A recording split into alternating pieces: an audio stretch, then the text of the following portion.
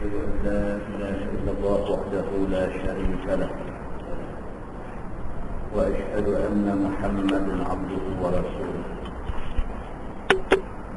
ونصلي ونسلم على هذا النبي الكريم سيد المرسلين وعلى آله وصحبه أجمعين. أما بعد، أيها المؤمنون اتقوا الله، أوصيكم وإياي بتقوى الله، فقد فاز المتقون. Muslimin dan muslimat yang mudah dirahmati Allah Subhanahu wa taala. Di dalam sebuah hadis an Anas bin Malik radhiyallahu anhu qala Rasulullah sallallahu alaihi wasallam li Ubay bin Ka'b radhiyallahu anhu, Inna Allah azza wa jalla amarani an aqra'a alayka لم يكن الذين كفروا من أهل الكتاب والمشركين منفكين حتى تأتيهم البينة. رسول من الله يتلو صحفا مطهرة فيها كتب قيمة وما تفرق الذين أوتوا الكتاب إلا من بعد ما جاءتهم البينة وما أمروا إلا ليعبدوا الله مخلصين له الدين حنفاء ويقيموا الصلاة ويؤتوا الزكاة وذلك دين القيمة إن الذين كفروا من أهل الكتاب والمشركين في نار جهنم خالدين فيها أولئك هم شر البرية إن الذين آمنوا وعملوا الصالحات أولئك هم خير البرية جزاؤهم عند ربهم جنات عدن تجري من تحتها الأنهار خالدين فيها أبدا رضي الله عنهم ورضوا عنه ذلك لمن خشي ربه. قال أبي سماني لك،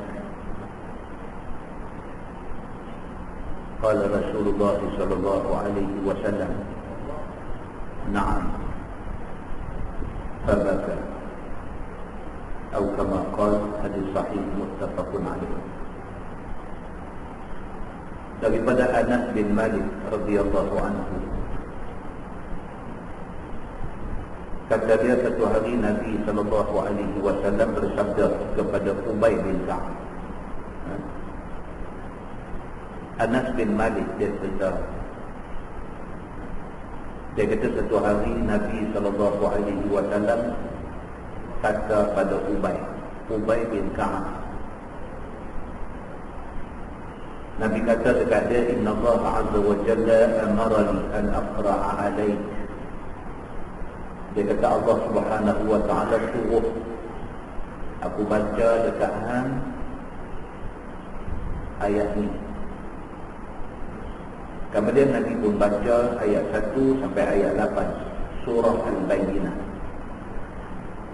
Lam yakunil ladzina kafaru min ahli al-kitab wal musyrikin munfakin hatta ta'tiyahumul bayyinah sampai ayat penghabis jazaohum 'inda rabbihim jannatu 'adnin tajri min tahtiha al-anhar khalidina fiha abada radhiyallahu anhum wa radu anhu dzalika liman khashiya rabbah.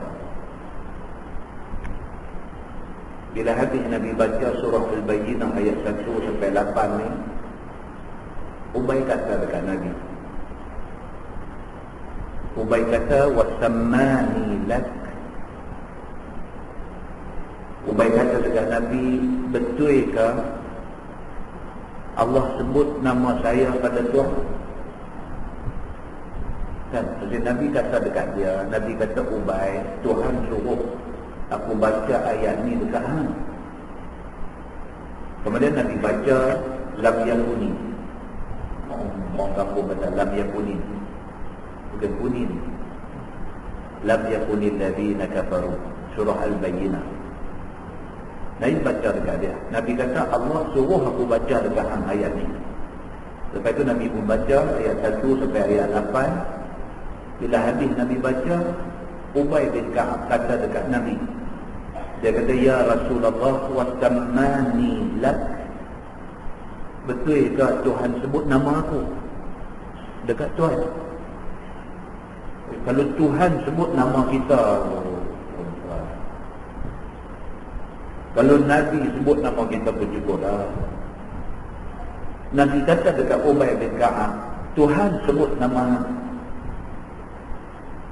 Tuhan suruh aku baca surah ni daripada awal sampai habis, ayat 1 sampai ayat 8. Baca dekat. Oleh kerana Allah suruh, Nabi kata maka aku baca. Bila habis Nabi baca, Ubay kata wasammani lak. Betul ke Tuhan sebut nama saya ke? Qala Rasulullah sallallahu alaihi wasallam, na'am. Nabi kata betul. Nama kamu Ubay bin Ka'ab, Tuhan sebut. Sabaka. Kata hadis itu menangis Ubay. Menangis dia. Allah sebut nama dia. Hadis itu hadis sahih, muttafaqun alaih. Sepakat ulama mengatakan itu hadis sahih. Pasal apa Ubay bin Ka'ab menangis?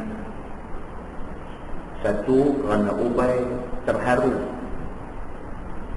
kerana dia mengenangkan siapalah dia, banyak mana amal dia, sehingga Allah boleh sebut nama dia di depan Nabi SAW. Menangis dia. Siapa aku ni? Tuhan boleh sebut nama aku. Satu. Yang kedua, lebih-lebih lagi ayat surah Al-Bayyinah itu, ayat 7 dan ayat 8. Ayat itu membawa makna yang mendalam pada dia. Ayat 7, Tuhan kata, innal ladzina amanu wa 'amilus shalihat ulaika hum khairul bariyah. Tuhan kata sesungguhnya orang beriman, orang yang beramal soleh, mereka itu sebaik-baik makhluk. Jazaohum 'inda rabbihim jannatu 'adn. Oleh kerana mereka ni beriman, mereka beramal saleh, oleh kerana mereka ni khairul bariyah, mereka sebaik-baik makhluk, maka balasan yang Allah nak bagi kepada mereka jannatu 'adn, syurga 'adn.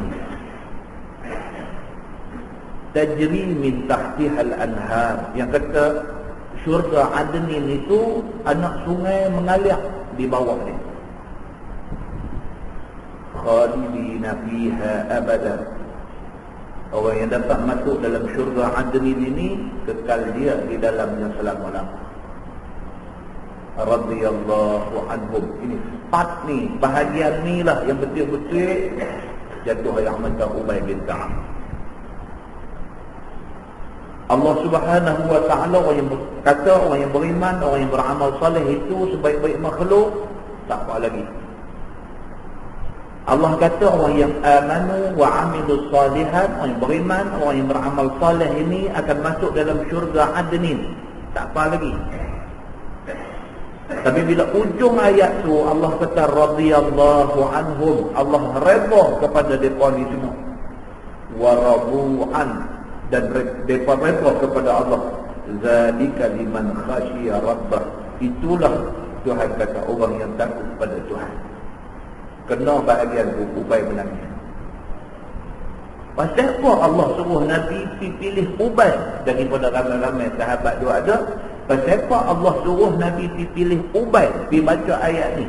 Baca, kata orang yang beriman, kata orang yang beramal soleh, mereka ni manusia, makhluk yang terbaik, Baca, kata orang-orang ni akan masuk syurga adnin. Baca kat dia, kata mereka ni khalidina fiha abada, mereka akan kekal dalam syurga selama-lama. Tapi baca dekat dia, kata Allah redha kepada dia, dan dia redha kepada Allah. Pasal apa Allah pilih Ubay?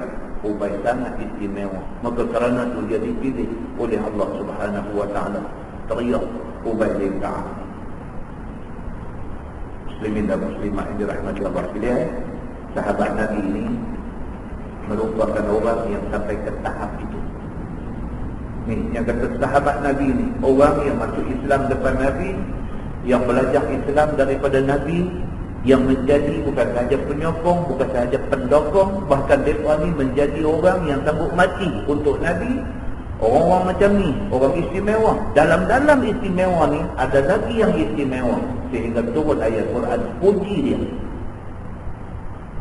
Menangis Ubay bin Ka'ab ni bila dia tanya Nabi, "Ya Rasulullah, sammani lak, Tuhan sebut nama saya ke dekat Tuhan?"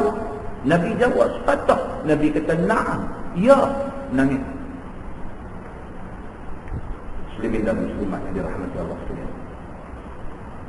Dalam sebuah hadis riwayat daripada Ibn Mas'ud radhiyallahu anhu, kata dia, qala lin Nabi sallallahu alaihi wasallam, "Iqra 'alayya al-Qur'an."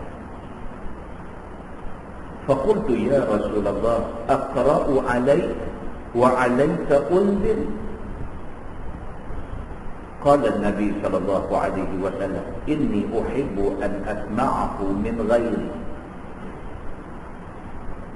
فقرأت عليه سورة النساء حتى جئت إلى هذه الآية: فكيف إذا جئنا من كل أمة بشهيد وجئنا بك على هؤلاء شهيدا. قال النبي صلى الله عليه وسلم: حسبك الآن.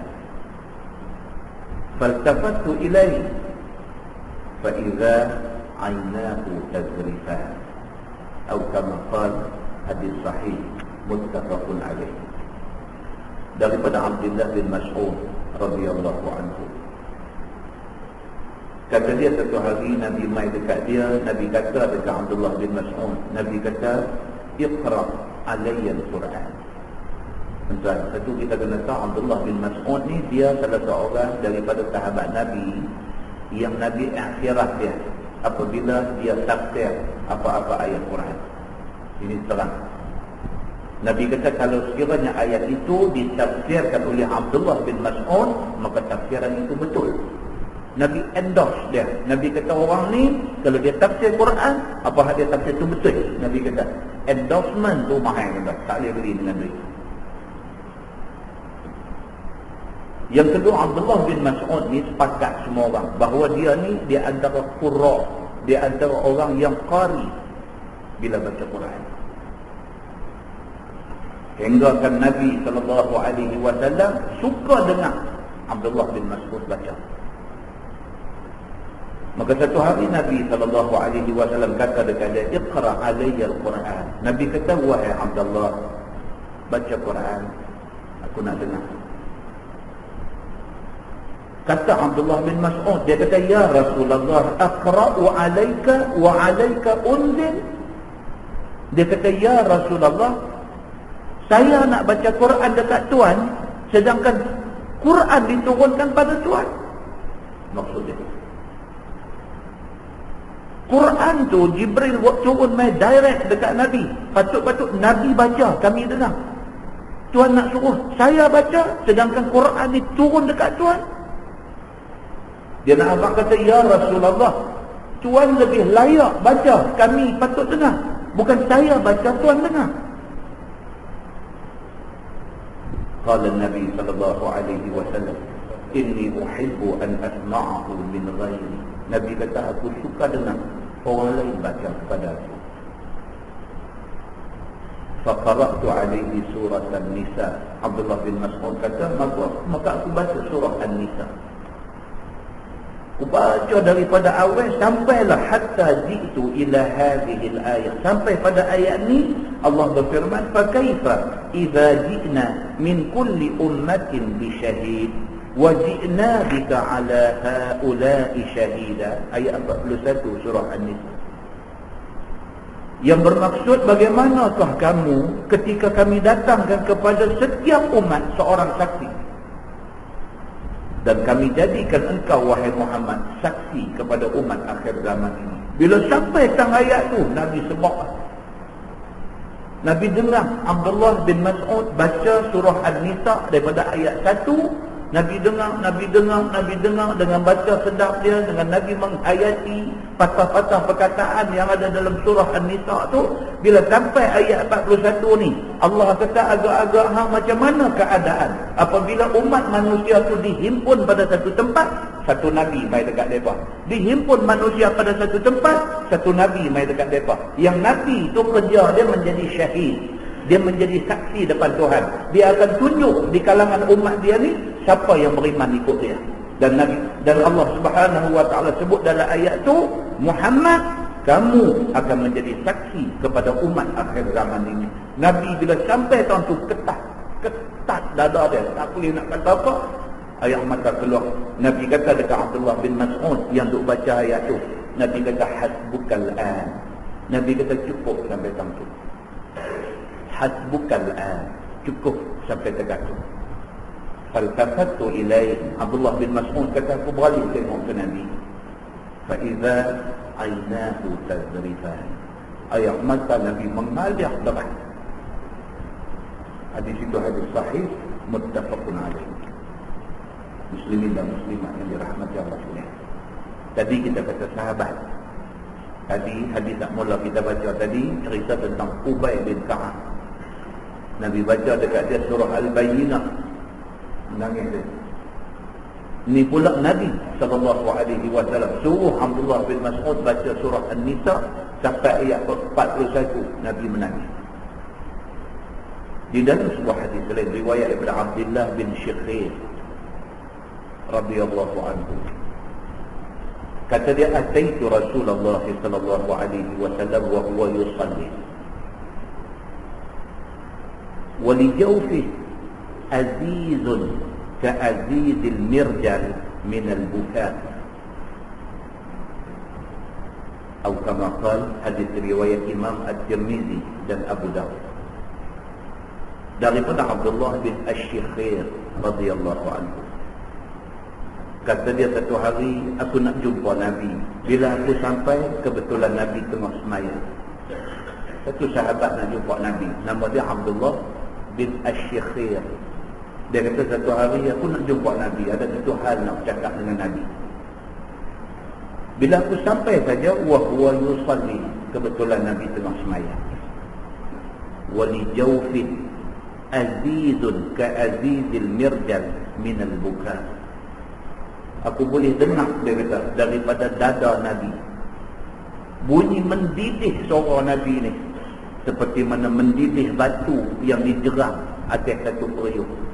Mendidih suara Nabi minal buka, kerana menangis Nabi sallallahu alaihi wasallam. Muslimin dan muslimat yang dirahmati Allah sekalian, 3 hadis kita baca, kita dapat membuat satu kesimpulan bahawa Nabi dan para sahabat Nabi, kontak hati mereka dengan Allah ni dahsyat.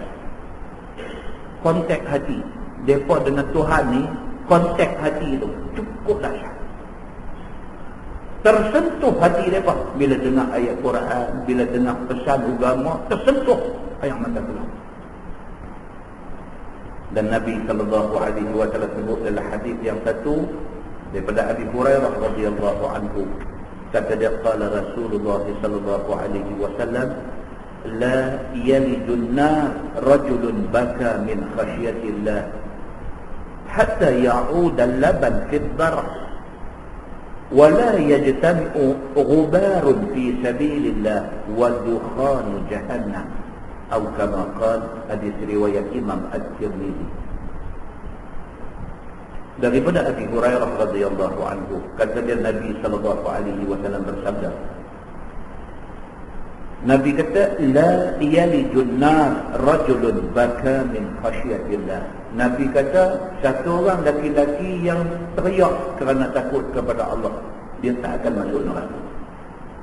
Nabi kata, satu orang laki-laki yang boleh teriak kerana takut kepada Tuhan, la yaliju, tak akan masuk neraka ni. La yalijun nar, laki-laki yang macam ni tak akan masuk neraka dia.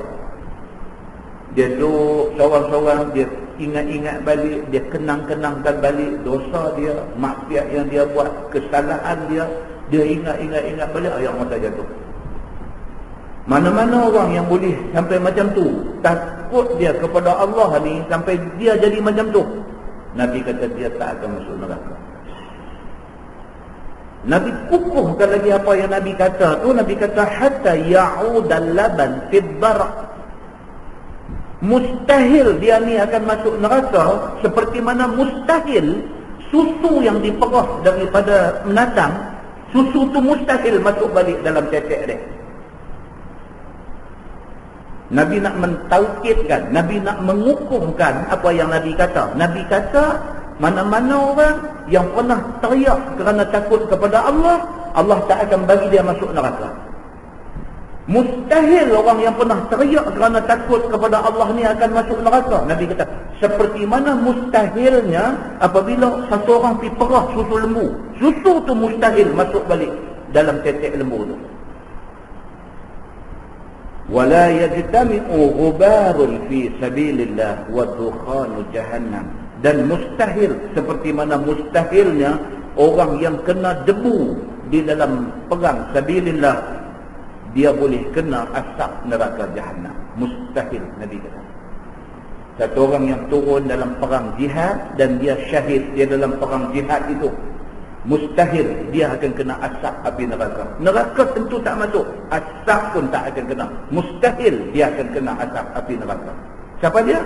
Orang yang pernah teriak kerana takut kepada Allah. Kita teriak tengok Akademi Fantasia, sebab India sampai kembang-kembang hidup tengok Akademi Fantasia. Lah. Begitulah bandingan kita dengan para sahabat Nabi Ridwanullah alaihim ajma'in. Kita bukan tak teriak, kita teriak, tapi kita teriak air mata kita keluar tak ada nilai di sisi Allah Subhanahu wa taala. Para sahabat Nabi Ridwanullah alaihim ajma'in, mereka teriak air mata mereka main di sisi Allah Subhanahu wa taala. Mudah-mudahan mukadimah itu memberi manfaat kepada kita semua, insya-Allah. Kita menggunakan tafsir Nurul Ihsan jilid 3. Muka surat 224. Muka surat 224, kita masih lagi di dalam tafsir surah Al-Ankabut. InsyaAllah pada malam ni kita sambung ayat 45. Muka surat 223 ayat 45. Firman Allah, A'udzu billahi minasy syaithanir rajim. Utlu ma uhiya ilaika minal kitab.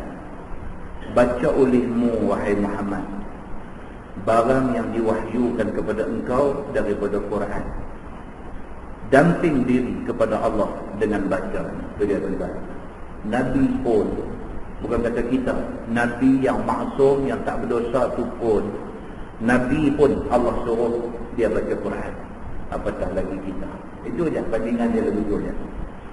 Allah sebut dalam ayat tu dengan perintah suruh. Utlu. Utlu maksudnya fi'il amal, suruh. Utlu ma uhiya ilaika minal kitab. Wahai Muhammad, bacalah Quran yang diwahyukan kepada engkau ni. Kerana dengan membaca Quran itu, kamu berdamping diri dengan Allah Subhanahu wa ta'ala. Dan ajaklah Quran itu, dan ingatlah Quran itu bagi segala hukum dan adab dan juga perangai yang baik yang ada di dalamnya. Itu dalam Quran tu Tuhan kata ada segala-galanya. Maka baca Quran tu, kalau boleh kita ajak ke orang Quran ni, kalau boleh kita ingat seberapa banyak ayat yang kita boleh ingat, kita hafal dan ingat. Wa aqimis salata innas salata tanha 'anil fahsya'i wal munkar. dan dirikanlah olehmu sembahyang 5 waktu. Kerana bahawasanya sembahyang itu menegah seseorang daripada maksiat yang keji-keji dan maksiat yang diingkari oleh syarak. Tuhan kata apa?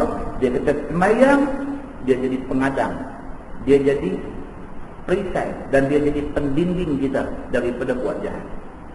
Kalau kita orang sembahyang, kita tak buat jahat. Kalau kita sembahyang, tapi sembahyang kita ni tak memberi kesan, kita masih buat jahat. Ada disebut dalam sebuah hadis qudsi, Tuhan kata orang yang sembahyang tetapi masih buat jahat, dia ni bukan dekat dengan Allah illa bu'da. Tuhan kata melainkan dia sembahyang tapi dia makin jauh dengan Allah. Makna ada tak kena dengan sembahyang ni? Ada tak kena? Dia nak kena cek balik, dia nak kena periksa balik, dia nak kena selidik balik, dia nak kena tengok balik. Tak mana tak kena sembahyang dia ni? Sembahyang tak ada apa makninah kah? Sembahyang dia ni macam mana? Sembahyang bacaan tak betul kah? Sembahyang dia ni macam mana? Sembahyang yang didahului dengan wuduk yang tak sah kah? Ada enggak? Ada, kalau tidak Nabi tidak sebut dalam hadis dia. Nabi kata berapa banyak orang yang berwuduk yang dihumbankan dia ke neraka kerana tumitnya itu menjadi bahagian neraka. Bila sahabat tanya Nabi, Nabi kata pasal apa? Pasal tumit dia tak kena ayat. Ambil ayat semayang, mai tang basuh kaki, dia ceruk belah depan saja. Belah tumit tak kena ayat semayang, dihumban dia ke neraka. Pasal apa? Wuduk dia tak sah, semayang dia tak sah. Semayang dia tak sah, macam tak semayang. Nampak? Maknanya apabila dia kata orang yang menjaga sembahyang 5 waktu tapi mungkar duk buat juga, ada tak kena tentang mana? Kena cek balik. Sebab orang yang sembahyang ni Allah kata wa aqimis salat inna salata tanha 'anil fahsya'i wal munkar. Dan dirikan olehmu sembahyang 5 waktu kerana bahawa sembahyang itu menegah daripada maksiat yang keji-keji dan maksiat yang diingkar oleh syarak. Wala zikrullahi akbar. Dan bermula sebut Allah itu lebih besar taat daripada lain-lain yang sunat. Perkataan tu wala zikrullah. Zikrullah dalam setengah tafsir dia memaknakan perkataan zikrullah itu sebagai salat, sebagai sembahyang. Dan sembahyang itu akbar, itulah ibadat paling besar, dia kata. Dan dalam setengah tafsir dia kata wala zikrullahi akbar, maksudnya bermula ingat Allah itu ketaatan yang paling besar. Sebab tuan-tuan dalam hadis dia kata apa? Nabi SAW dia tak pernah tinggal. Tiap-tiap kali lepas sembahyang Nabi doa kepada Allah, Allahumma a'inni ala zikrik wa syukrik wa husni ibadatik. Itu doa yang sabit daripada hadis Nabi SAW. Nabi doa tiap-tiap kali lepas sembahyang, Allahumma a'inni, ya Allah tolong aku, ala zikrik, untuk ingat engkau, wa syukrik, dan bersyukur kepada engkau, wa husni ibadatik, dan bantu aku untuk elok ibadat aku kepada engkau. Mula minta Tuhan tolong kita bagi kita selalu ingat ke dia. Orang yang selalu ingat Allah tak buat salah. Dia nak buat salah, dia teringat ke Tuhan, tak jadi buat. Dia teringat nak buat benda tak elok, teringat ke Tuhan, tak jadi buat. Maka ingat Allah itu ketaatan paling besar. Wa syukrik, syukur kepada Allah. Kita jadi satu orang yang syukur kepada Allah ni. Tuhan bagi kat kita ni kedarat, tenaga, masa, Tuhan bagi kat kita. Kita boleh main malam ni. Kalau Allah Subhanahu wa ta'ala tak bagi dekat kita kedarat, tak bagi dekat kita sihat, tak bagi dekat kita tenaga, dia tidur di kaki hospital malam ni. Masjid memang tak boleh main. Kalau Allah Subhanahu wa ta'ala tak bagi dekat kita kuat untuk nak main, kita sihat pun, kita duduk di rumah malam ni, tak berasa nak main. Allah bagi dekat kita ni, kita ingat dia, dan Allah bagi dekat kita, kita bersyukur pada dia, dan Allah bagi dekat kita wa husni ibadati, peluang untuk nak memperelokkan ibadat kepada Allah. Hari ni kita buat satu benda, esok kita tambah lagi satu benda, kita perelok. Kalau kemarin sembahyang fardu aja 5 waktu, hari ni masuk rawatib qabliyah subuh kita buat pula. Kalau hari ni macam ni, esok kita tambah lagi satu lagi, kita buat pula sembahyang tahajud tengah malam.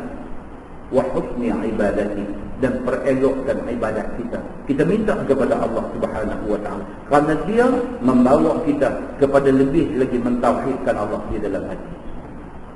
Lebih lagi kita rasa Allah ada dengan kita.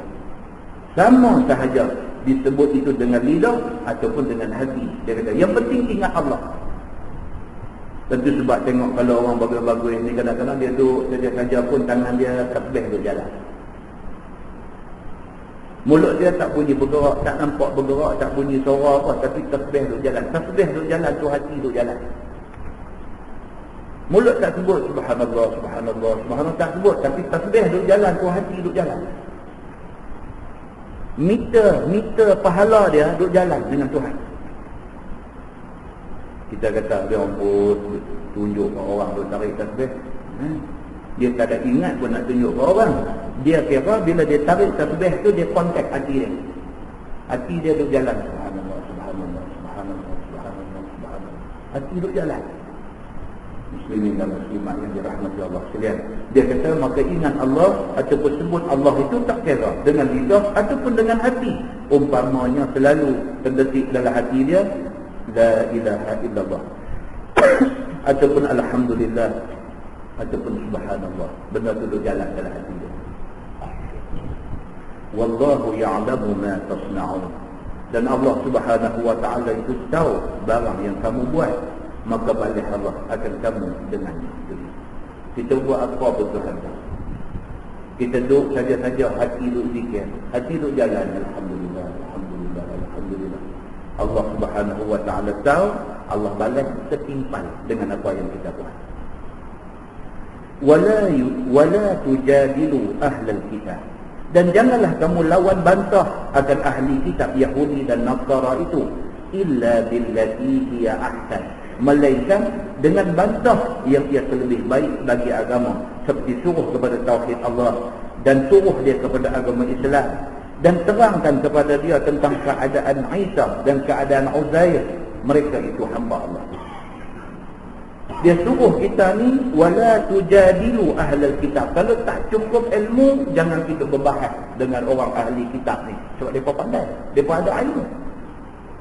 Kalau kita tak cukup ilmu, kita kail panjang sejengkai, jangan hidup mengai di lautan dinding. Itu maksudnya.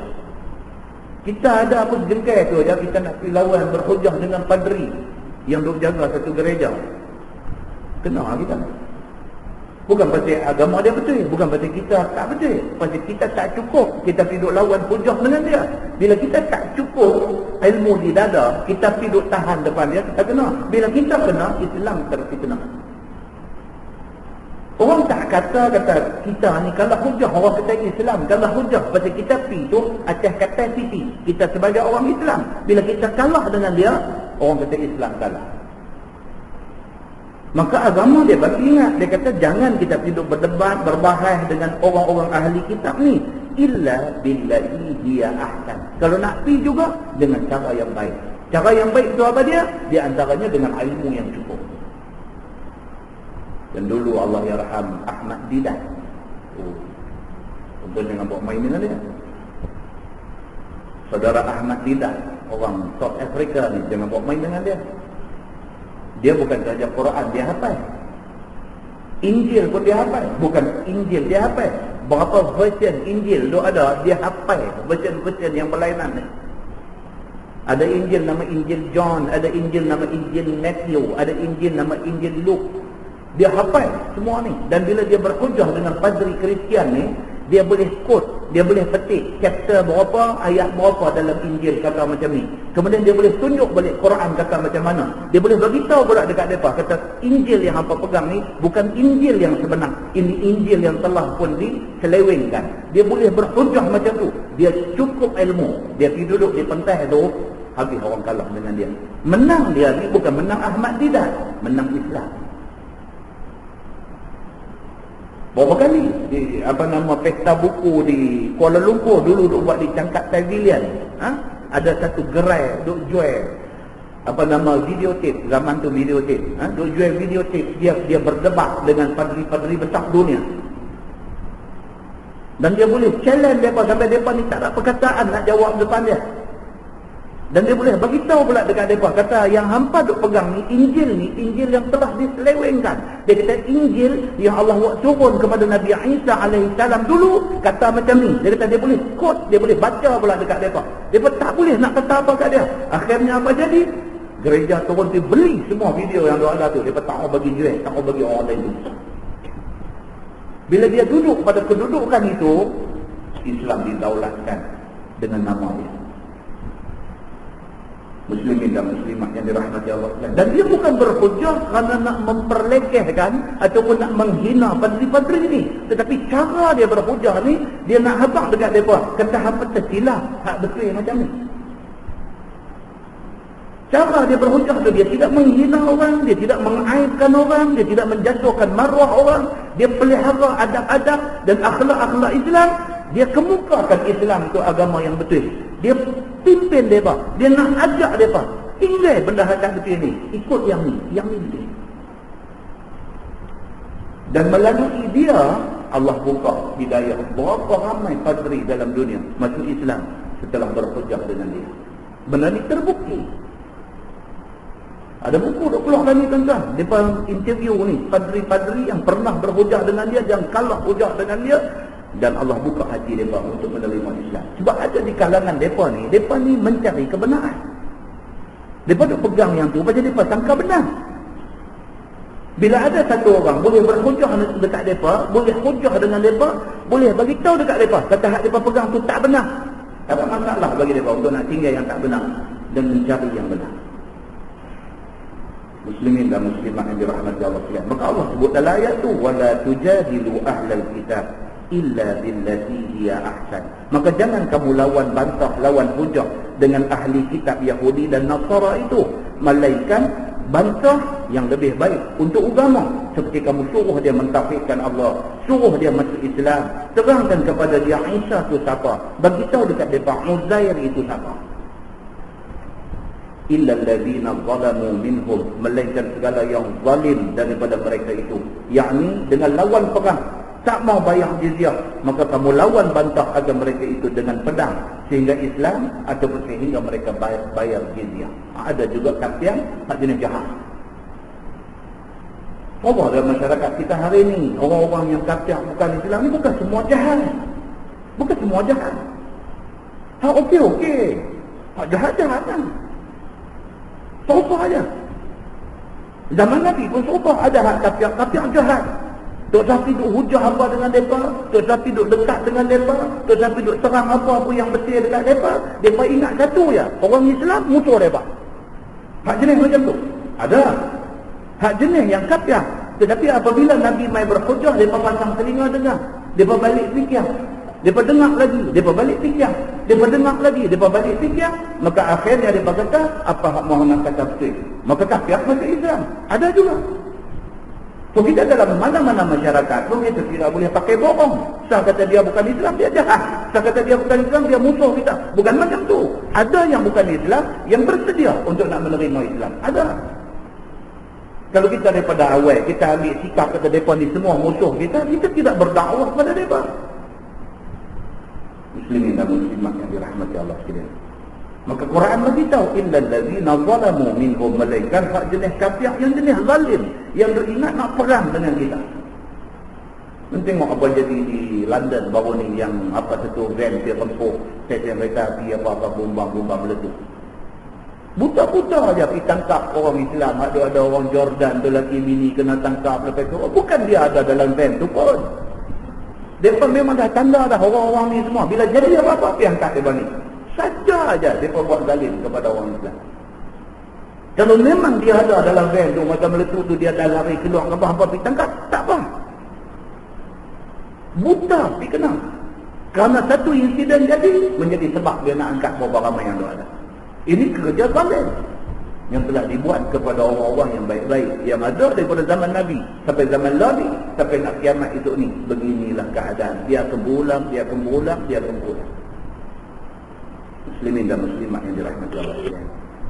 Firman Allah, wa qulu amanna billazi unzila ilaina wa unzila ilaikum. Maka kata olehmu wahai Muhammad kepada orang-orang Islam ni, apabila khabar akan kamu oleh ahli kitab barang yang ada di dalam kitab mereka itu, yang di dalam Taurat, dalam Zabur, dalam Injil itu, kamu katakan kepada mereka, beriman kami dengan barang yang diturunkan kepada kami, yakni Quran, dan barang yang diturunkan kepada kamu, yakni Taurat, Zabur dan Injil. Tuhan kata dekat Nabi Muhammad, wahai Muhammad, kalau kamu jumpa ahli kitab ni, ahli kitab Yahudi, dia duk berkeras dengan Taurat dia. Kamu jumpa ahli kitab Nasrani, dia duk berkeras dengan Injil dia. Bagitahu dekat mereka ni semua. Kata kita orang Islam, kita beriman dengan Quran yang Allah buat turun mai dekat kita. Dan kita percaya kata Taurat, kata Zabur, kata Injil itu adalah kitab samawi, kitab langit yang Allah buat turun kepada Nabi-Nabi yang tertentu. Kita bukan tolak Taurat, kita bukan tolak Zabur, kita bukan tolak Injil. Bahkan itu kitab yang Allah buat turun. Kita mengaku kata itu kitab Allah buat turun. Tetapi bila turun Quran, Quran memansuhkan semua ajaran kitab-kitab yang terdahulu. Terang dekat mereka benar ni. Kalau awal-awal kita terus kata cara-cara ni semua hampa punya tak betul, Quran ni saya betul, dia tak boleh terima. Maka Allah bagi tahu dekat Nabi, habaq dekat mereka hak betul. Quran yang turun dekat kami beriman dengan dia. Injil, Taurat, Zabur yang turun kepada Nabi sebelum daripada Nabi Muhammad ni juga daripada Allah Subhanahu wa taala. Kami terima kata-kata itu kitab suci. Tapi bila turun Quran, syariat yang ada di dalam Taurat, di dalam Zabur dan di dalam Injil sudah habis. Kena ikut syariat yang ada di dalam Al-Quran ini. Begitu dekat mereka benda ni. Dan janganlah kamu benarkan mereka itu, dan janganlah kamu dusta pada sesuatu yang demikian itu. Jangan kita membuta tuli bila kata mereka betul semua, jangan buta tuli bila kata mereka salah semua. Kita berhujah secara bijak. Begitu. Wa ilahuna wa ilahukum wahid wa nahnu lahu muslimun. Kata dekat mereka ni bahawa Tuhan kami dan Tuhan kamu itu satu, iaitu Allah. Kata dekat mereka, Tuhan kami orang Islam yang ikut Nabi Muhammad, yang terima Quran ni, Tuhan kami Allah. Tuhan hampa yang kata waktu turun Injil kepada Nabi Isa, Tuhan hampa pun Allah juga. Tuhan kami, Tuhan hampa satu tu aja, Allah Subhanahu wa taala Tuhan kita. Dan kami baginya Islam sekalian. Begitu dekat mereka, kami tunduk kepada perintah Allah Subhanahu wa taala. Artinya kami berserah dan juga kami taat sekalian kepada Allah Subhanahu wa taala. Wa kadzalika anzalna ilaikal kitab. Dan seperti yang demikian itulah telah kami turun kepada engkau ya Muhammad akan Quran ini. Seperti kami turun Taurat, kami turunkan Injil dan lain-lain kitab kepada mereka itu. Macam mana Allah buat turun Quran dekat Nabi Muhammad, macam itulah Allah buat turun kitab-kitab kepada nabi-nabi yang terdahulu. Allah buat turun Zabur kepada Nabi Daud, Allah buat turunkan Taurat kepada Nabi Musa, Allah buat turunkan Injil kepada Nabi Isa, dan beberapa orang Nabi menerima suhuf daripada Allah Subhanahu wa taala. Allah buat turun melalui perantaraan malaikat Jibril, itulah juga. Cuma beza dia apa dia? Kitab-kitab dulu dia turun sebiji terus. Injil berdebuk turun mai satu Injil. Taurat turun mai berdebuk mai satu Injil, satu Taurat. Turun mai satu Zabur. Tapi Nabi Muhammad sallallahu alaihi wasallam menerima Quran, dia turun bitadrij ataupun bitadarruj. Dia turun mai sikit-sikit. Berlaku satu benda, satu ayat turun. Satu masa, satu ayat turun. Mengambil tempoh masa 23 tahun, komplit Quran 30 juzuk turun. Itu beza Quran dengan kitab-kitab lain. Fallazina atainahumul kitab yu'minuna bih. Maka bermula mereka yang telah kami datang mereka itu akan kitab Taurat, beriman mereka itu dengan Quran. Seperti mana Abdullah bin Salam dan kawan-kawan dia daripada orang Yahudi. Abdullah bin Salam ni Yahudi. Orang Yahudi dia pegang Taurat. Kerana Taurat itu turun dekat Nabi Musa, dan Nabi Musa itu bangsa mereka. Dia pegang Taurat tak lepas. Tapi apabila Quran diturunkan kepada Nabi Muhammad sallallahu alaihi wasallam, bila Nabi duk baca ayat Quran ni, ada di kalangan Yahudi yang masuk Islam. Di antaranya yang paling popular ialah Abdullah bin Salam. Dan ada beberapa orang lagi Yahudi lain yang juga masuk Islam.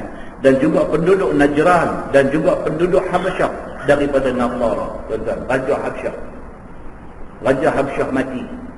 Nabi sallallahu alaihi wasallam diberitahu oleh Jibril. Raja Habasyah mati, Jibril mai beritahu dekat Nabi, kata dia sudah mati. Nabi buat apa? Nabi buat sembahyang gaib untuk dia. Itu dia.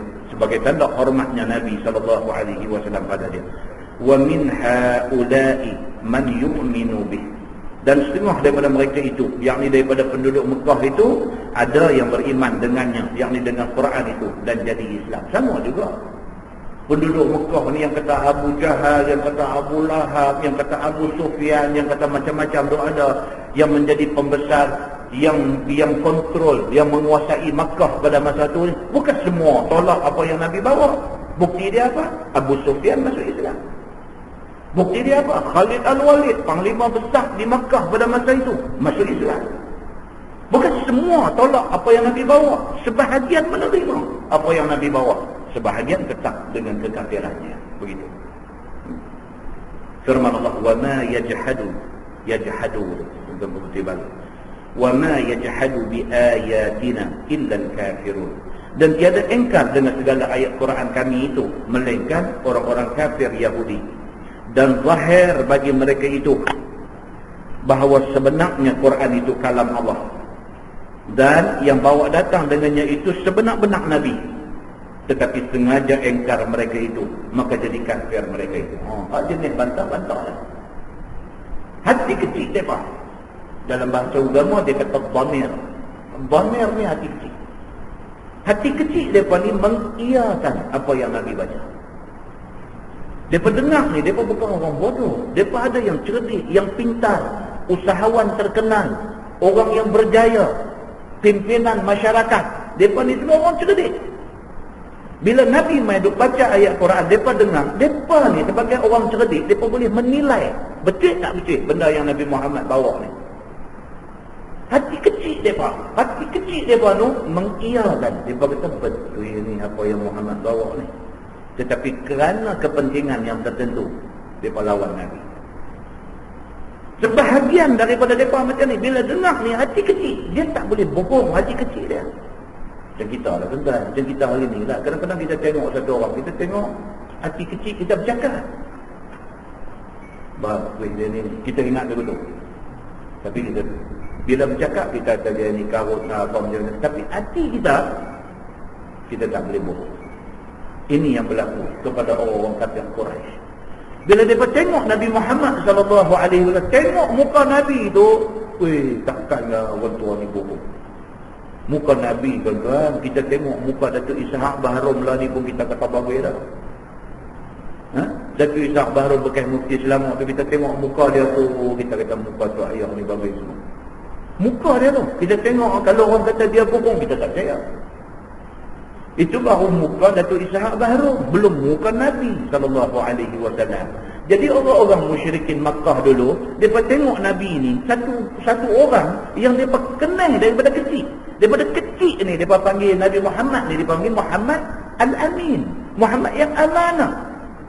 Ya apabila Hajar Aswad jatuh daripada tempat dia, mereka hampir berbalah, hampir nak bertumpah darah, nak berebut, nak ambil balik batu di situ. Last sekali, mereka terima Nabi Muhammad yang belum jadi Nabi pada masa itu, untuk nak menyelesaikan pertikaian mereka ni. Maknanya, mereka recognize Nabi. Mereka iktiraf Nabi ni sebagai orang baik. Tapi bila mai saja Nabi bangkit berdiri di kaki Bukit Safa, Nabi kata, aku ni utusan Allah, masa tu mereka tak boleh terima dia. Tapi hati dia tahu Nabi orang baik. Bukti dia apa? Bukti dia daripada Nabi kecil, dia tahu Nabi baik. Bila Nabi mengaku kata Nabi utusan Allah, dia tak boleh terima. Macam apa tak boleh terima? Sebab dia rasa dia ni, kalau dia mengaku dia Nabi, sekejap lagi dia nanti mengaku kata dia pemimpin. Habislah kita tu jadi ketua selama ni. Kerana tu dia tolak Nabi Muhammad SAW. Tentu faham tak? Bila kita baca sirah ni, kita kena faham apa yang berlaku ni. Kita kena faham. Pasal apa jadi macam ni? Pasal apa tak jadi macam ni? Orang lah belajar, dia kata political science. Dia belajar sains politik. Dia nak memahami ni, pasal apa benda ni jadi macam ni, jadi macam ni.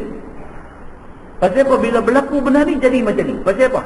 Dia ada satu ilmu tentang benda. Dan di dalam cerita-cerita macam ni, dia wujud watak-watak hipokrit di dalam cerita tu. Hipokrit ni maksud dia apa? Hati ingat lain, mulut cakap lain. Hipokrit. Hati kata Muhammad ni betul ni, dia orang baik ni, tak mungkin dia bohong ni. Tapi mulut kata apa? Jangan ikut Muhammad. Watak-watak hipokrit ni berlaku daripada ada manusia. Selagi tak kiamat, selagi tu ada watak-watak yang hipokrit. Muslimin dan muslimat yang dirahmati Allah sekalian. Firman Allah, "Wa ma kunta tatlu min qabli min kitabin wa la taqutuhu bi yaminik." Dan tiadalah engkau wahai Muhammad tahu baca daripada dahulu turun Quran itu daripada kitab-kitab. Ayat ni menjadi dalil, menjadi bukti kata Nabi Muhammad itu memang ditakdirkan Allah. Dia manusia yang ummi. Ummi maksudnya tak erti nak baca, tak erti nak tulis. Bukan maksud dia bodoh, kita jangan salah mentafsirkan perkataan ummi. Nabi Muhammad ni satu orang yang ummi. Ummi maksudnya dia tak erti baca, dia tak erti tulis, tapi dia bijak. Nabi Muhammad tidak bodoh. Bahkan Nabi Muhammad sangat bijak. Cuma Allah takdirkan Nabi Muhammad ni dia jadi ummi. Dia tak erti tulis, dia tak erti baca. Apa tujuan dia?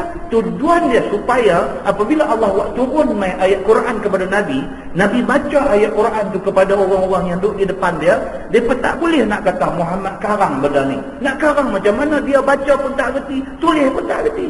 Allah takdirkan Nabi jadi ummi ni pasal apa? Pasal nak membetulkan kata Quran ini daripada Allah, bukan daripada rekaan Nabi Muhammad. Nampak tu? Benda tu ditakdirkan Allah begitu. Tapi Nabi SAW satu orang yang bersifat fatanah, satu orang yang sangat bijaksana. Bijak ni bukan sahaja bijak dalam mengatur strategi, bukan sahaja bijak dalam berfikir, tapi Nabi SAW satu orang manusia yang cukup cerdik. Jibril waktu turun mai ayat, Jibril baca sekali aja, Nabi hafal terus. Bijak tu. Kita duk try hafal Yasin berapa lama, tak ingat-ingat lagi. Kita ni yang kata bijak sangat ni, Yasin ni duk hafal berapa lama dah tak ingat lagi. Surah Sajdah dia pun duk hafal, duk celaru situ lah. Bukan kata surah Sajdah ni, ayat lazim ni pun dia main hari dia jadi celaru. Innal insana li rabbih lakanud wa innahu ala zalika lakanud. Dia duk main kanut, dia duk main kanut, dia duk main kanut, nak keluar tak boleh. Oh kacau. Dia jadi dulu. Kadang-kadang dia nak main kan, kadang-kadang dia main. Pecah belah makmum belakang duk tegak ni. Innahu ala zalika lasyahid. Dia dengar innahu ala zalika lakanut lagi, dia main kanut lagi. Oh pecah belah. Dua kali orang tegak tak boleh habis.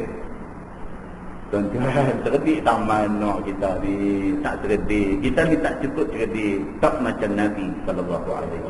Nabi cerdik tuan-tuan. Jibril turun mai sekali, Jibril baca ayat Quran, Nabi baca boleh, Nabi ingat terus sampai Nabi wafat, Nabi ingat ayat itu. Kalau tidak cerdik, tak boleh ingat pun. Muslimin dan muslimat yang dirahmati Allah sekalian. Maka dia kata, dan tiadalah engkau wahai Muhammad tahu baca daripada dahulu turun Quran itu daripada kitab-kitab, dan tiadalah engkau tahu menyurat, tahu tulis dengan tangan engkau. Itu dia. Memang Allah bagi jadi Nabi Muhammad macam tu, tak tahu baca, tak tahu tulis. Idzan lartabal mubtilun. Maknanya jika engkau tahu baca dan tahu tulis, nescaya syak segala orang yang batil, yakni Yahudi, dan kata mereka itu yang di dalam Taurat itu ummi, tiada tahu baca dan tiada menyurat. Kalaulah Nabi ni reti baca, reti tulis, reti Nabi ni tunjuk daripada awal dia satu orang yang pintar, yang semua pandai, boleh tulis buku, boleh karang syair dan sebagainya. Mereka ni nanti kata apa? Yang pertama dia kata Nabi reka ni semua. Ayat-ayat dia duk main baca kat kita ni, dia karang sendiri, dia reka. Dia orang pandai, dia boleh karang benda ni. Satu. Yang kedua, menyalahi dengan apa yang tersurat di dalam Taurat dia. Dalam Taurat Allah dah sebut dah akan mai satu Nabi akhir zaman, nama dia Muhammad ataupun nama dia Ahmad, dan dia satu orang yang ummi. Taurat dah bagi tahu dah. Maka selaras dengan isi kandungan Taurat, bila mai Nabi Muhammad, memang Nabi Muhammad nama dia Muhammad, nama dia dipanggil oleh orang Arab Ahmad. Ahmad, Muhammad ni sama makna, makna dia terpuji. Dan dia juga satu orang yang ummi. Jadi sebiji macam yang dalam Taurat kata, mai depan mereka. Dia padam ayat tu, dia tak baca kepada orang-orang mereka. Dia padam. Ini kerja rahib-rahib Yahudi. Bila mai tentang ayat yang cerita tentang Nabi Muhammad, mereka skip. Mereka langkah, mereka tak baca. Mereka menyembunyikan kebenaran kerana takut pengaruh mereka hilang, pengaruh mereka pergi kepada Nabi Muhammad sallallahu alaihi wasallam. Muslimin dan muslimat yang dirahmati Allah, firman Allah, bal huwa ayatun bayyinatun fi suduril ladzina utul ilm. Bahkan Quran yang engkau bawa datang itu adalah beberapa ayat yang nyata pada segala dada orang yang didatang akan dia ilmu. Itu dia Tuhan sebut dah. Tuhan kata apa? Quran ini adalah ayat yang terang fi suduril ladzina utul ilm. Tertanam Quran ini di dalam dada-dada orang yang berilmu. Ayat ini menjadi dalil bahawa sampai kiamat akan ada orang hafaz Quran. Akan ada. Quran ni habis koyaklah Quran ada dalam masjid ni berapa biji, berapa buah, koyak lakak mah. Tak apa. Quran ada dalam dada orang-orang yang berilmu. Koyak buang, tulis balik, print balik, keluar balik, sebarkan balik. Quran tidak akan terpadam sehingga menjelang kiamat. Ini Allah sebut dalam Quran, dan apa yang Allah sebut pasti akan dijamin oleh Allah Subhanahu wa taala. Muslimin dan muslimat yang dirahmati Allah sekalian. Firman Allah, "Wa ma yajhadu bi ayatina illa adh-dhalimun." Dan tiada engkar dengan segala ayat kami, iaitu Quran itu, melainkan orang yang betul-betul zalim, yakni Yahudi yang zalim. Engkar mereka itu kemudian daripada zahir Quran itu. Sudah mai Quran terang-terang depan mereka, hati kecil mereka mengaku kata Quran betul. Mereka bantah juga Quran ni atas kepentingan mereka sendiri. Firman Allah, wa qalu, dan kata mereka itu, yakni kafir Mekah, laula unzila alaihi ayatun min rabbih. Apa kerana tidak diturunkan atas Muhammad itu mukjizat daripada Tuhan, seperti mana mukjizat unta kepada Nabi Saleh, dan seperti mana mukjizat tongkat menjadi ulang kepada Nabi Musa, dan seperti mana hidangan turun daripada langit sebagai mukjizat Nabi Isa. Maka Muhammad ni apa mukjizatnya? Ini hujah orang yang nak cari salah Nabi. Dulu bila tak berkenan ni tuan-tuan, duk cari salah. Kata kita dah, kalau kita tak berkenan dekat satu orang, kita karanglah 16 dalil ke, 61 dalil ke, berapa dalil kita buat keluar lah. Pasal kita tak suka kat dia, kita carilah berapa dalil pun nak condemn dia. Ini memang tabiat manusia. Kalau dia suka, dia puji terangkan. Kalau dia tak suka, dia kejam cukup-cukup. Ini perangai manusia. Biasa benda ni. Nabi Muhammad kena berapa dalil dengan berapa ni? Muhammad dan dalilnya. Ni keluar main. Tulislah Muhammad ni macam tu, macam ni, macam tu, macam ni. Sebar dalam masyarakat. Bagi semua orang percaya, bagi semua orang baca, bagi orang percaya, bagi orang tinggal bang Muhammad ni. Itu tujuan dia. Mana taktik ni dah digunakan lama. Di antaranya apa? Mereka hujah dengan Nabi ni. Mereka kata, Muhammad, mereka kata, betulkah hang ni utusan Tuhan? Kalau betul hang ni utusan Tuhan, mana mukjizat? Mana dia mukjizat? Kalau Nabi Musa alaihi salam, Nabi kami dulu, mereka Yahudi, mereka Nabi Musa lah. Mereka kata kalau Nabi Musa alaihi salam, Allah bagi dekat dia mukjizat. Allah bagi tongkat dekat dia. Dia menghadapi Fir'aun, laknatullah alaih. Fir'aun yang hebat dengan bala tentera dia, dengan kekuatan dia, dengan kekayaan dia, dengan apa semua. Allah hantar main Nabi Musa, hanya mukjizat tongkat saja. Lempar tongkat jadi ular, makan habis ular ahli-ahli sihir semua. Orang tengok-tengok, oh betul dia ni Nabi ni. Hang apa? Dia bertanya Nabi Muhammad. Hang apa? Mana tongkat ke apa ke mana? Tanya dulu. Menjelah dulu.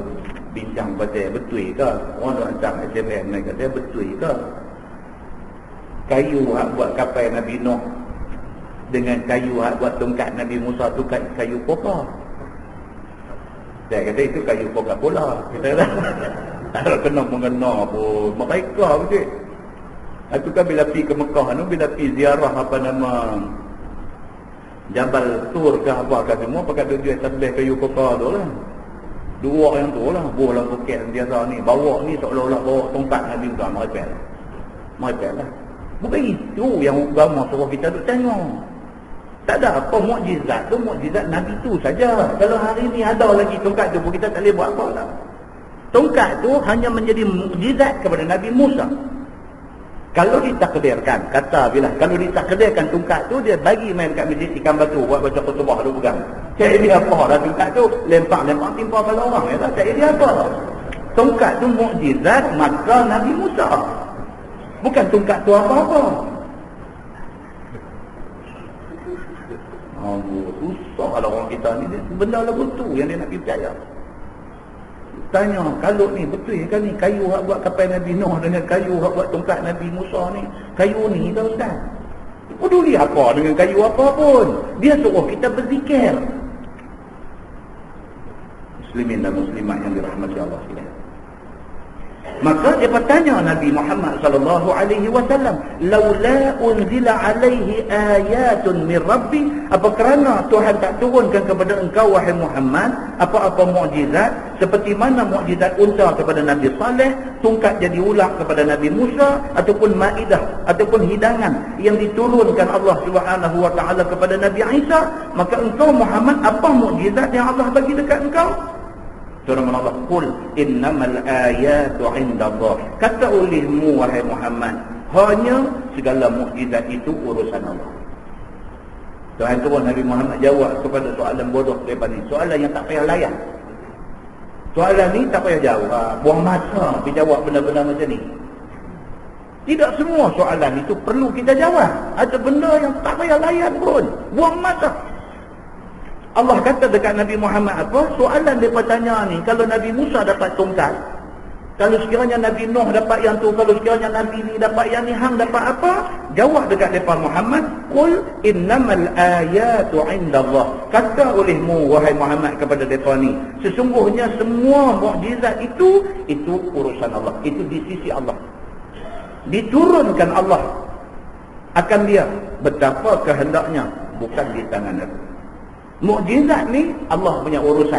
Allah nak bagi, Allah bagi. Ini beyond my control. Ini luar daripada kawalan aku.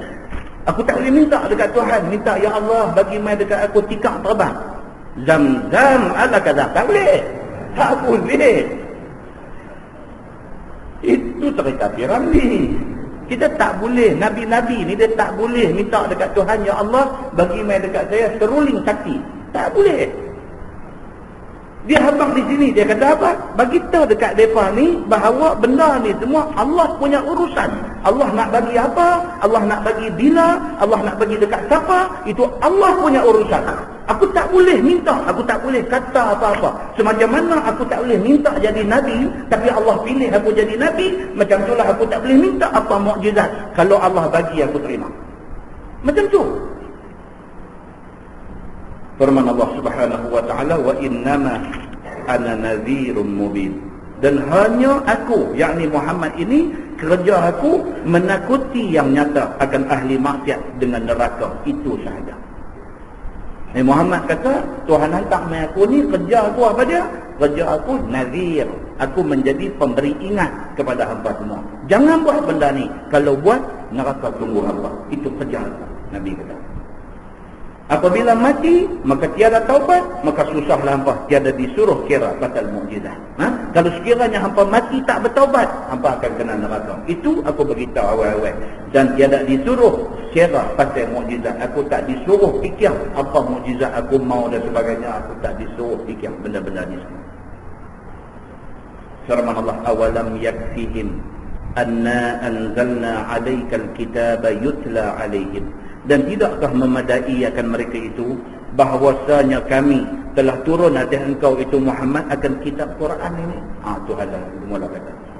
Tuhan kata apalah mereka ni? Aku bagi dekat engkau wahai Muhammad Quran ni, ini mukjizat. Pasal apa kata Quran ni mukjizat? Banyak pasal. Di antaranya pasal zaman Nabi Muhammad sallallahu alaihi wasallam ni zaman kemuncak kepada kesusastraan Arab. Zaman tu bahasa ni menjadi sanjungan semua orang. Kalau tuan-tuan baca balik sejarah zaman jahiliah dulu, dinding Kaabah tu menjadi tempat digantungkan syair-syair Arab. Apabila satu orang bermusuh dengan satu orang, dia akan pergi cari penyair yang pandai ni, suruh karang satu syair, condemn kawan tu. Dia sanggup bayar berapa banyak duit pun. Hang karang satu syair dengan bahasa yang cukup sedap. Hang condemn A ni, aku tak suka kat dia. Dia ni pun makan duit tu, dia karang satu syair dengan bahasa yang cukup indah, dia pergi gantung di dinding Kaabah. Bila orang mai baca, sendiri orang jadi benci dekat kawan yang dikecam dia dalam syair tu. Zaman tu macam tu. Maka sesuai dengan zaman tu, orang kagum dengan sastra Arab yang tinggi, Quran turun mai. Bila Quran mai, bahasa Quran ni cukup tinggi dari segi nilai sastranya. Dia pukul habis semua syair-syair yang diagung-agungkan pada masa tu. Bila orang dengar ayat Quran ni, terpaku mereka. Terpaku mereka. Kalau kita baca balik sejarah turun macam-macam ayat Quran ni, di antaranya ada sekali mereka hantar satu orang penyair paling handal, Sufi, berhujah dengan Nabi SAW.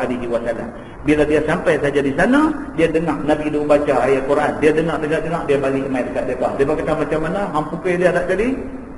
Dia kata dah. Dia kata sebenarnya apa yang Muhammad baca tu bukan daripada kalam manusia biasa. Ini mai daripada satu kuasa lain. Dia kata hang pun dah kena pukau, dah kena sihir dengan Muhammad. Dia kata benarnya ada di dalam tafsir Quran. Muslimin dan muslimat yang dirahmati Allah sekalian. Baik, maka Allah sebut dalam ayat ni, dan tidakkah memadai kepada mereka itu? Maksudnya tak cukupkah Al-Quran itu diturunkan sebagai mukjizat Nabi Muhammad, bahawa kami telah turunkan atas engkau wahai Muhammad akan Quran itu, yang dibaca Quran itu atas mereka itu, dan Quran itu selama-lama kekal dia kepada mereka itu. Dia tak serupa benda lain, tiada habis dan tiada jemu, bersalahan dengan naqah tu unta, itu bahasa Arab. Tak sama, dia kata dengan naqah, dengan unta Nabi Saleh. Tidak sama dengan asa. Asa maksudnya tungkat. Tungkat Nabi Musa. Dan tidak sama dengan Maidah, yakni hidangan Nabi Isa. Sebentar saja sudah habis, hilang semua mukjizat itu. Mukjizat Nabi-Nabi dulu turun, mai masa Nabi itu ada. Nabi itu tak ada habis mukjizat dia. Hari ni tak ada. Tapi mukjizat Nabi Muhammad Quran, sampai hari ni, sampai kiamat Quran ada. Maka Quran itu mukjizat paling besar yang Allah bagi kepada Nabi Muhammad sallallahu alaihi wasallam. Inna fi dzalika la rahmah wa dzikra liqaumin yu'minun. Bahwasanya pada yang demikian itu, yakni Quran itu jadi rahmat dan jadi pengajaran kepada kaum yang beriman dengan dia sampai hari ini. Qul kafa billahi baini wa bainakum syahida. Katalah olehmu wahai Muhammad, memadailah dengan Allah antara aku dan antara kamu menjadi saksi bahawa sebenar aku ini Rasulullah dan Quran itu kalam Allah. Allah suruh Nabi Muhammad dia kata betul jaga dia. Lah ni lagu ni, aku pun tak mau cakap banyak. Tuhan suruh aku abang apa satu. Bagi aku Allah menjadi saksi. Kata aku sebenar Rasul, kata Quran ini Allah yang buat turun mai. Apa nak percaya, apa tak mau percaya sudah. Kita tak disuruh tuan-tuan nak buat bagi orang percaya, tak disuruh macam tu. Kita cakap apa benar. Orang nak percaya, tak mau percaya, terpulang kat dia. Kita tak ada rugi apa. Kalau kita tak ada rugi apa, Allah Subhanahu wa taala lagi tak rugi apa. Begitu. Baik. Firman Allah, ya'lamu ma fis samawati wal ard. Tuhan yang tahu barang yang dalam 7 lapis langit dan bumi, dan setengah daripadanya hal aku dan hal kamu yang dusta aku dan juga dusta Quran yang diturunkan oleh Tuhan kamu itu. Itu dia. Allah tahu semua. Abang tak ada begitu. Aku dah sampai apa yang Tuhan suruh, selebihnya Allah lebih tahu. Sama ada aku ni betul-betul Nabi ke, Quran ni betul-betul Allah buat turun ke, Allah tahu. Hamba tak mau percaya sudah di kamu. Begitu. وَالَّذِينَ آمَنُوا بِالْبَاطِلِ وَكَفَرُوا بِاللَّهِ أُولَئِكَ هُمُ الْخَاسِرُونَ. Dan bermula segala mereka yang beriman dengan benda yang batil, tak betul, iaitu beriman dengan yang disembah lain daripada Allah, iaitu beriman dengan asnam, dengan berhala dan sebagainya. Dan sedangkan kufur mereka itu dengan Allah, Tuhan Rabbul Alamin, bermula mereka itulah yang dapat rugi sekaliannya, dimasukkan mereka itu ke neraka, sebab tukar mereka itu ambil kufur dan tolak iman. Allah tak ada rugi apa. Yang rugi ialah orang yang tolak Islam, dia rugi. Yang rugi orang yang tolak iman, dia rugi. Yang rugi ialah orang yang memilih kekufuran, sedangkan iman dan Islam ada di depan mata. Orang ini rugi. Firman Allah, wa yasta'jilunaka bil azab, dan minta segera mereka itu, yakni ahli Makkah akan dikau wahai Muhammad dengan turun azab atas mereka itu. Punya sombongnya sampai macam tu. Nabi Muhammad dia tak percaya, Quran turun mai dia tolak di tepi. Tak cukup dengan tu. Dia berkata pula dekat Nabi Muhammad sallallahu alaihi wasallam, dia berkata, "Allah macam ni Muhammad, kalau hang ni betul.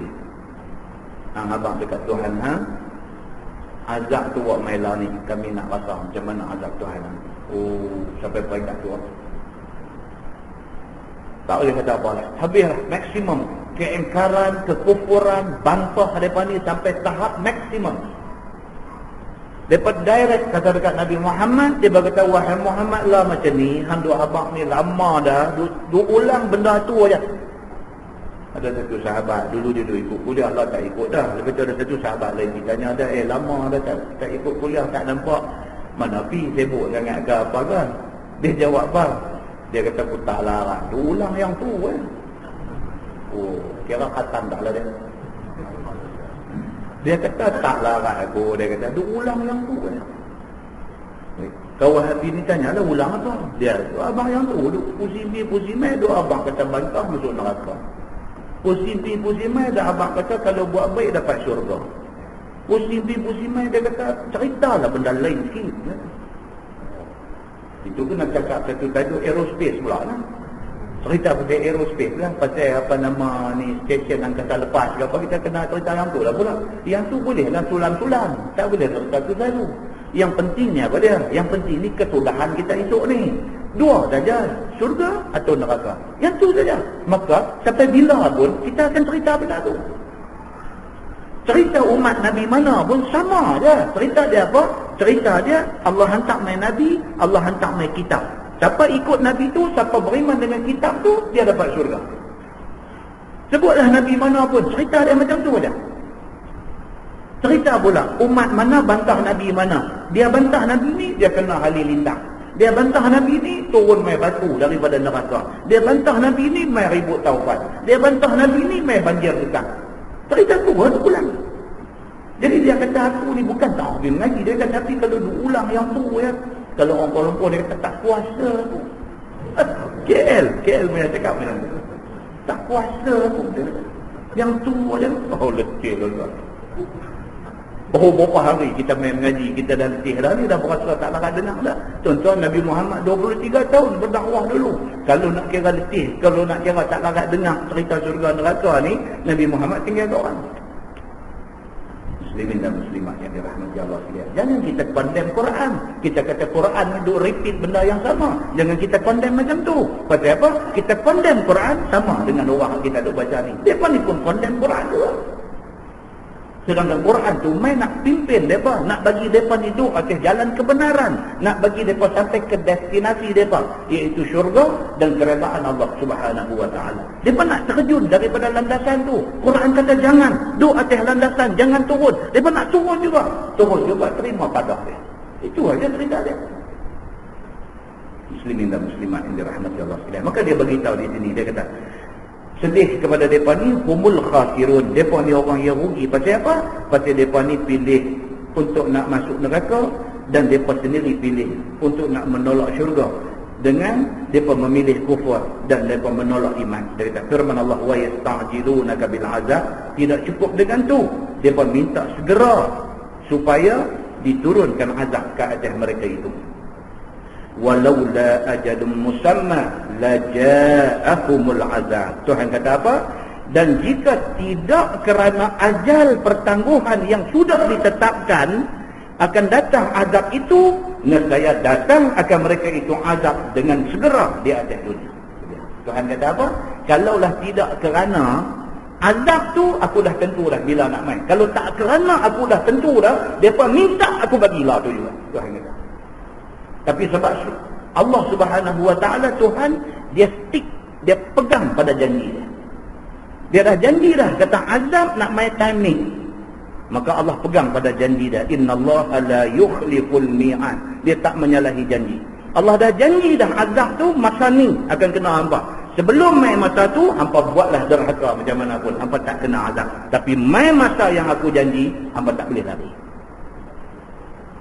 Tak payah minta cepat benda ni. Sebab apa? Kalau hang kekal dalam kekufuran, azab tu memang hak hang. Tak payah minta cepat. Tak payah duk tunjuk juah. Tak payah duk tunjuk kata kita ni bongkak, angkuh, sombong dengan Allah. Tak payah. Sebab apa? Sebab azab tetap akan main. Tapi pada masa dia yang dijanjikan Allah. Begitu. Bila dia bercabar Nabi SAW minta supaya azab disegerakan. Tuhan kata apa? Walaula ajalum musamma laja'ahumul azab. Dan jika tiada kerana ajal pertangguhan yang sudah ditetapkan masanya, bagi mereka itu akan datang azab, nescaya datang akan mereka itu oleh azab dengan segera di dalam dunia. La ya'tiyannahum baghtah. Dan nescaya datang azab itu kepada mereka itu baghtah, yakni dengan terkejut dan serta-merta. Tuhan boleh buat. Tuhan kata bukan aku tak boleh buat, aku boleh buat. Hampa cabar-cabar aku, tak habis lagi perkataan hujung tu, aku buat main terus. Boleh kalau Tuhan nak buat. Dan ada at random, secara rawah, ada orang kena. Ada orang kena. Kita ada buat contoh banyak lah. Contoh yang bukan Quran, bukan hadis, tapi contoh yang berlaku dalam masyarakat. Dulu saya dah cerita banyak kali dah. Cerita jadi di Masjid Sungai Rambai, Bukit Mentajam. Banyak tahun dulu, berapa puluh tahun dulu. Masjid Sungai Rambai, Bukit Mentajam. Satu orang. Kes pertikaian dia duit. Satu orang main amanah dekat dia, duit ni duit aku, hang tolong tengok Zat, aku nak pergi berjalan jauh, nanti aku balik, aku ambil balik. Tinggal, dia pun pergi. Balik daripada berjalan jauh dia pergi jumpa kau ni balik, dia kata minta baliklah duit yang aku amanah kat hang dulu. Dia hidup kata duit apa? Bila hang bagi kat aku? Dia kata dulu yang aku bagi sebelum aku pergi, aku tak tahu bila hang bagi. Ceritanya macam tu. Akhirnya terai bawa pergi jumpa tu imam bincang apa dia duk keras. Dia kata tak ada, saya tak ada terima duit apa daripada dia ni. Akhirnya tak ada keputusan. Mereka ada pergi Masjid Sungai Rambai, Masjid Atai lama dulu ni, pergi dekat apa nama tempat mihrab imam tu sumpah pegang Quran. Tidak ada pun dalam Islam cerita sumpah suruh junjung Quran apa semua ni, tak ada. Dalam Islam tak ada. Sebab zaman Nabi Quran belum dibukukan. Jadi mana nak timbul cerita junjung Quran ni, tak ada. Ni cerita, tapi orang hari ini kalau kata sumpah junjung Quran. Dia pergi buat lagu tu, junjung. Dia kata sungguh dia tak buat ni, kau ni bohong aja. Keluar daripada masjid, cuaca cerah terang benderang, langkah dua tapak yang terang kilat main, jatuh segedi-gedi mati di tangga masjid. Dulu saya ada kuliah di Masjid Sungai Rambai, apa nama orang tua-tua masjid tu cerita, Ustaz, dia kata masjid ni ada satu sejarah ni, terkejut habis semua. Siapa hantar main kilat tu? Allah Subhanahu Wa Taala. Ada waktu Tuhan tunjuk juga. Untuk kebanyakan kes, Tuhan kata tunggu esok. Tunggu esok. Hampa bantah macam mana pun, tunggu masa esok ni. Masa tu akan main. Tapi dalam kes-kes tertentu, akan kena. Muslimin dan muslimat yang dirahmati Allah sekalian. Wa hum la yash'urun. Dan mereka itu tak tahu, mereka itu bilakah waktu datangnya azab itu. Tak tahu. Tuhan nak umai bila tak tahu. Seperti mana umat Nabi Lut tak sangka kata Allah nak hantar main malaikat nak terak bumi mereka duduk tu, tak sangka pun. Main masa yang ditentukan Allah kena semua. Semacam mana umat Nabi Nuh alaihi salam tak tahu pun kata satu hari padang pasir ni akan berubah menjadi penuh dengan air, tak tahu pun. Tapi main masa yang Tuhan janji, terbit air daripada perut bumi, langit turun mencurah-curah air. Akhirnya terlampau-lampau bahtera Nabi Nuh yang kata kena buat daripada kayu kokar. Muslimin dan muslimat yang dirahmati Allah, itu dia sampai macam tu jadi. Sampai macam tu jadi. Allah Subhanahu Wa Taala dia kata apa? Tiba masa aku akan bawa main azab yang aku janji. Yasta'jilunaka bil azab. Tuan-tuan tengok, dia ulang lagi sekali.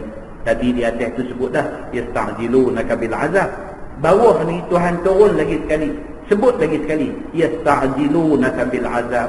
Minta segera mereka itu akan dikau wahai Muhammad supaya turun azab pada mereka di dalam dunia ni.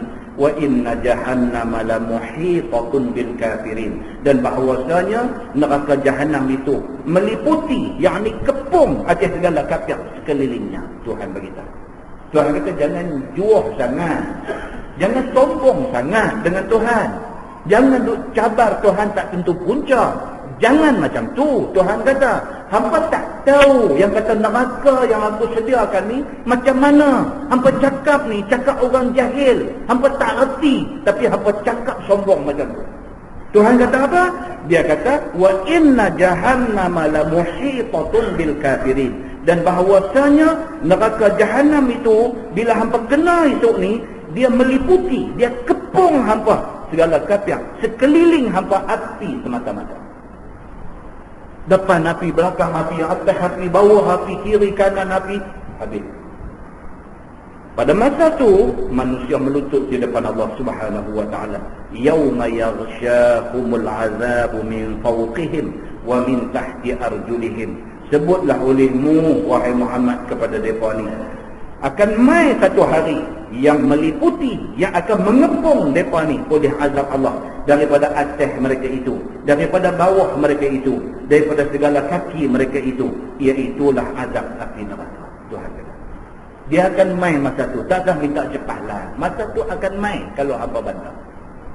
Wa yaqulu dzuqu ma kuntum ta'malun. Dan kami kata bagi mereka itu, yakni bagi kafir itu, apabila masuk neraka, rasalah oleh hampa semua barang yang ada hampa buat kerja maksiat, kufur, syirik, dan inilah balasan dia. Bila dah kena api masa tu, Tuhan suruh malaikat, dia kata apa? Nak ambil rasalah azab yang hampa minta sangat dulu ni. Wallahu a'lam. Lepas ni dia sambung ayat, ya ibadiyallazina amanu, ya ibadiyallazina amanu inna ardi wasi'ah fa iyaya fa'budun. Ayat lepas ni dia akan cerita tentang apa? Tentang golongan mustada'afin, golongan yang lemah, yang duduk di Mekah, duduk kena tindas dengan orang Mekah. Allah suruh mereka hijrah, tinggalkan Mekah, pergi ke tempat lain yang lebih luas. Iaitulah Nabi dan para sahabat Nabi hijrah daripada Makkah pergi ke Madinah. Adalah hadis Nabi kata apa? Nabi kata kalau tidak kerana aku dihambat, aku tidak akan tinggalkan Makkah ini. Oh, Nabi cukup sayang dengan Makkah. Nabi, tempat Nabi berana, tempat Nabi membesar, tempat Nabi 40 tahun duduk di Makkah. 40 tahun duduk di Makkah, tentulah Nabi sayang sangat dengan Makkah ni. Nabi kata kalau tak kerana aku dihalau, aku dihambat, aku tak akan tinggalkan Makkah ini. Dalam hadis pun tuan-tuan boleh jumpa beberapa hadis yang Nabi bila dia perkenal diri dia, ana Muhammad al-Makki, dia kata aku Muhammad al-Makki, orang Makkah. Nabi bangga dengan Makkah ni. Tiba-tiba ayat yang akan datang insya-Allah kita akan baca, Nabi disuruh hijrah daripada Makkah dan pergi ke Madinah. Dia akan cerita bagaimana Allah Subhanahu wa taala pilih Makkah menjadi negeri istimewa. Makkah istimewa, tanah haram. Makkah sampai hari ini Allah menjanjikan pahala berlipat ganda bagi orang yang sembahyang sekali di Makkah. Dalam hadis pula cerita lagi, Allah Subhanahu wa taala buat turun 120 rahmat kepada Makkah. 120 rahmat, 60 rahmat Allah bagi kepada orang yang tawaf Baitullah. 60 rahmat daripada 120, 60 Allah bagi kepada orang yang tawaf Kaabah, tawaf Baitullah. 40 Allah bagi kepada orang yang sembahyang di situ. Rahmat Allah bagi kepada orang yang sembahyang di situ. Dan 20 Allah bagi kepada orang yang memandang Baitullah. Kita buka dalam fiqh sunnah, Sayyid Sabiq dia ada bawa main hadis. Muslimin dan muslimat yang dirahmati Allah sekalian, insya-Allah kita akan baca apa istimewa Makkah ini sehingga begitu sekali jadi. Kemudian dia akan main juga adalah ayat yang akan datang ni, Allah adalah pemberi rezeki. Semua, bukan kata manusia, semua makhluk Allah yang bagi rezeki. Tuan-tuan, kita ada anak 4 orang saja pun nak bagi makan 4 orang ni, pun kita kerja ni tak tahu nak abang cari rezeki nak bagi makan anak 4 orang. Tuan-tuan boleh bayanglah kalau sekiranya kita diberi tugas bagi makan semua penduduk Ikan Batu, mampu kita. Tuan-tuan boleh bayang kalau kita diberi tugas oleh Allah, hari-hari kena bagi makan penduduk negeri Kedah seluruhnya 6 kali makan. Pagi sekali, tak lagi break pukul 10.30 lagi nak kena teh dengan kek tepi, tak lagi pukul 1 lagi nak kena nasi, nak kena kejap-kejap sikit, tak lagi sebelum malam, tak lagi petang nak kena teh lagi satu orang lagi, lepas tu dia main makan malam, lepas tu nak tidur ada lagi satu pula lagi. 6 kali makan Dia kata bagi makan kepada penduduk Kedah seluruhnya. Tak tahu nak sebab. Tak ada duit dah satu pasal. Nak cari makan, bagi makan ke seluruh penduduk Kedah, tak ada duit dah satu pasal. Kalau ada duit pun nak kelola satu negeri Kedah makan ni, Allah Subhanahu Wa Taala dia bagi rezeki, bukan bagi makan. Makan tu sebahagian daripada rezeki. Rezeki ni macam-macam. Sihat pun rezeki juga. Udara duk hirup ni pun rezeki juga. Duit ringgit pun rezeki juga. Bukan makan saja. Allah memberi rezeki kepada seluruh makhluk yang ada di dalam alam ini. Bukan kita saja. Sampai sotong, sampai ketam, sampai kepah dalam laut, semua Allah bagi makan. Allah bagi rezeki kepada dia. Tuan-tuan bayangkan macam mana besarnya Allah Subhanahu Wa Taala. Dia boleh kontrol semua benda ni. Allah ni siapa? Rabbul Alamin. Dia Rabb kepada seluruh alam. Dia akan main cerita tu, kemudian dia akan main lagi cerita tentang manusia ni. Dia kata manusia ni bila terkapit ingat Allah. Dia akan main ayat ni. Bila terkapit ingat Allah. Dia akan bawa main dekat kita ayat contoh orang kerja laut. Orang kerja laut. Baru ni sahabat saya pergi umrah. Dia bertolak 6 hari bulan ke apa ke? 6 hari bulan 6. Masa tu lah ribut Taufan kena Oman. Masa tu kapal terbang dia dalam perjalanan nak pergi ke Mekah. Balik-balik main jumpa cerita dia kata Ustaz, dia kata saya dia ingat tak jumpa siapa lah. Kapal terbang dia ni lalu di atas kawasan yang kena ribut. Ribut bawah no, Oman kena ribut. Kapal terbang lalu buat atas. Dia kata Ustaz, dia kata kiamat ke apa ke, dia kata bumbang pun dia lambung kapal terbang, dia hempas turun, dia lambung kapal terbang, angin tuan-tuan dia pusing. Dia lambung, dia hempas turun, dia lambung, dia hempas turun. Tu tempat simpan barang tu terbuka, beg jatuh atas kepala. Pramugari tu bawa ayam ni terbalik, tumpah habis semua. Bini saya tu cari apa ni buku Yasin duk baca pula, dia kata. Tuan, kita tak duduk di Oman, kita lalu atas Oman saja jadi macam tu tuan. Allah Subhanahu Wa Taala kalau dia nak musnahkan kita yang derhaka dia ni, petik jari ni pun lambat, Allah boleh buat lagi cepat daripada itu. Muslimin dan muslimat yang dirahmati Allah sekalian, saya pesan diri saya pesan tuan-tuan semua. Agama bukan benda main-main. Agama bukan benda main-main. Ni ayat Quran kita dah baca, hadis Nabi kita dah tengok, ini bukan benda main-main. Ini benda betul-betul Tuhan abang. Tak percaya, esok kita menyesal di depan Allah Subhanahu Wa Taala. Nah, yang baik itu daripada Allah, yang tak baik silap. Ditanggung dengan tasbih kafarah dan suratul Al.